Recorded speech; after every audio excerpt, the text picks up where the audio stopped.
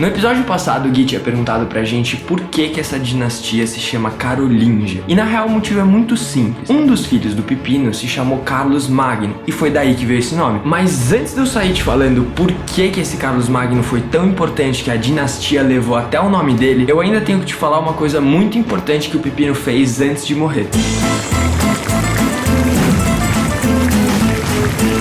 Não sei se vocês lembram, mas nos episódios passados a gente falou que o Pipino, pra sair da condição de mordomo e virar rei, ele fez um pacto com a igreja. Na época pode até ter parecido que a igreja acabou ajudando o Pipino de graça. Só que não foi bem assim. Uns anos depois o preço, a conta desse apoio chegou pro Pipino, assinada por um cara chamado Estevão II, tipo era o papa da época. Mas enfim, o negócio é o seguinte, desde 568 os lombardos estavam lá criando um reino na porta de Roma e isso estava começando a incomodar a igreja. Então a igreja chamou o Pipino para dar um jeito nessa parada. Bom, o Pipino foi lá e acabou com os lombardos em duas batalhas. A primeira aconteceu em 754 e a segunda aconteceu em 756. Aí o Pipino foi lá, depois de ter conquistado todos aqueles territórios, e ao invés de ele mesmo dominar todos eles, ele cedeu uma parte desses estados para a igreja. Porque veja bem, no acordo entre os caras já estava previsto que o Pipino não só ia prestar auxílio militar para eles, como auxílio político e auxílio econômico. Uma das formas de ajudar a economia da igreja, de certa maneira, era ceder territórios para eles poderem arrecadar impostos e 2, mandar naquela parada. E foi aí que surgiram os estados pontifícios, que só deixaram de existir em 1870. Ah, e eu também não posso esquecer, o Pipino, ele transformou em obrigatória a doação do dízimo. Antes, só doava 10% da sua produção quem gostava muito da igreja católica, ou quem acreditava muito nas paradas que os padres saíam por aí dizendo. Desse jeito, Pipino arranjou uma maneira da igreja ganhar muito mais grana, e isso não passou desapercebido pelo Papa. Em 768, o Pipino Breve acaba morrendo e deixa toda aquela parada que ele tinha para os seus dois filhos, o Carlomano, que era o mais velho, e o Carlos Magno, que era o mais novo. Eu poderia sair falando sobre os dois e como eles cresceram e tudo mais, mas isso não vem muito ao caso, porque já em 771 o Carlos Magno dá um jeito de subir no poder e aquela parada toda acaba sendo dele. Ele unifica o reino dos francos e começa um novo processo de expansão territorial. Só deixa eu fazer um parênteses aqui, e isso é uma opinião pessoal, mas na história sempre vai ter um noinha que vai subir no poder e vai ficar tipo, eu vou dominar toda essa parada. O Carlos Magno só foi mais um deles. Então em 774 ele conseguiu finalizar um cerco na cidade de Pávia, que era a cidade principal dos lombardos. E, logo depois de ter feito tudo isso, ele se autoproclamou o rei da Itália. Não é pouca coisa. Em 803, depois de muita treta, ele conseguiu dominar a Germânia. E nesse processo ele quase conseguiu reconquistar a Espanha muçulmana. Só que ele se ferrou. E não conseguiu.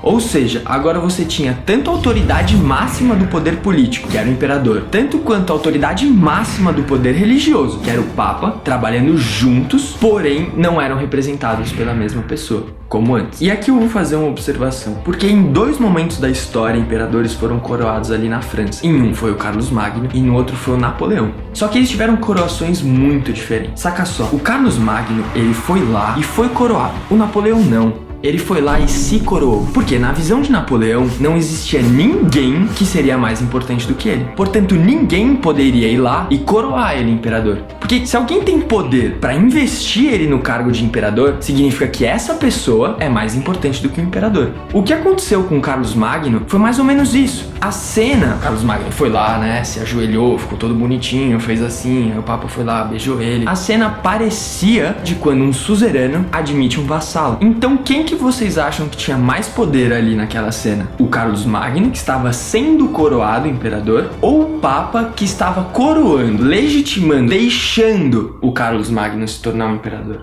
E, como não podia deixar de acontecer, o Carlos Magno morreu. Em 814, porque todo mundo morre, E subiu no poder o filho dele, chamado Luís o Piedoso. O que acontece com Luís o Piedoso é o seguinte, ele teve uma criação totalmente católica, ele teve influências completamente católicas. Então todos os preceitos religiosos foram muito mais aplicados no seu governo do que no governo dos seus antecessores. O que acontece é que muitos historiadores classificam ele como um rei um pouco fraco. Talvez não muito mandão, não muito coercitivo. Claramente não foi um bom rei para manter toda aquela parada unida. Em 840, o reinado do Luís o Piedoso chegou ao fim, porque ele morreu. E quem subiu no poder foi o seu filho Lotário. Só que tinham outros dois filhos mais novos, o Luís e o Carlos, que ficaram tão bravos com essa história do Lotário subir no poder, que em 842 eles firmaram um juramento por escrito que eles iam fazer tudo o que eles podiam fazer para derrubar o Lotário. E até onde se sabe, esse juramento, que se chamou Juramento de Estrasburgo, é o documento mais antigo escrito em francês. Bizarro.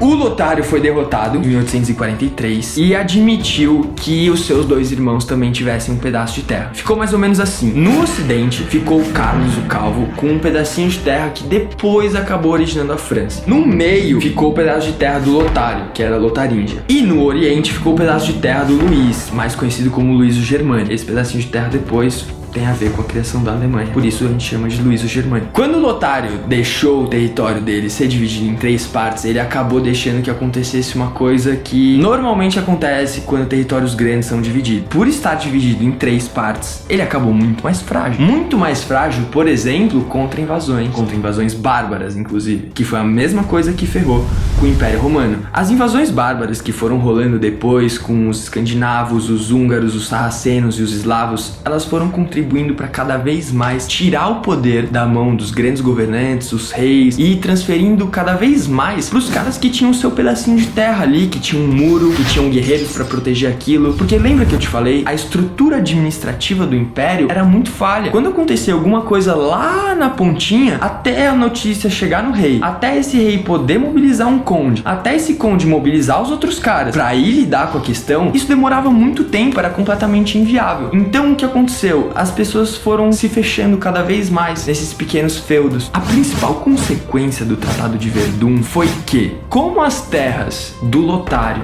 foram divididas, mas as terras da igreja não foram divididas, adivinha quem acabou se tornando a maior proprietária de terras na Europa bem naquela época, 843? Não eram mais os francos. Era a igreja, baby. É a partir daí que a igreja começa a ser de fato a maior instituição da Europa na Idade Média, sendo que ela domina a maior parte dos territórios e ela tem poder pra colocar imperador no lugar, pra tirar imperador do lugar. Todo mundo acredita nela, ela tem credibilidade. Com todo esse poder que ela tinha, na real ficava muito mais fácil de encontrar alguém que lutaria por ela, tipo cruzadas.